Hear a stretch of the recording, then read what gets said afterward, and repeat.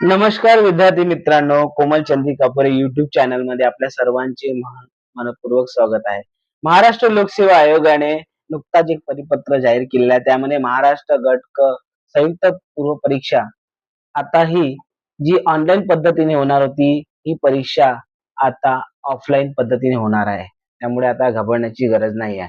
त्यामुळे याची जी डेट आहे 31 जुलैपर्यंत वाढवण्यात आलेली आहे. जर कुणी फॉर्म भरला नसेल तर तुम्ही ही परीक्षेचा अर्ज करू शकता आणि याची जी मुख्य परीक्षा जी होणार होती, पूर्व परीक्षा ही 25 ऑक्टोबरला होणार आहे, तर मुख्य परीक्षा ही 27 डिसेंबर 2026 ला घेण्यात येईल असं या परिपत्रकामध्ये आयोगाने सांगितलेलं आहे. महाराष्ट्र गट संयुक्त पूर्व परीक्षा याचं जे आहे अंतिम अर्ज करण्याची तारीख ही 31 जुलैपर्यंत वाढवण्यात आली आहे.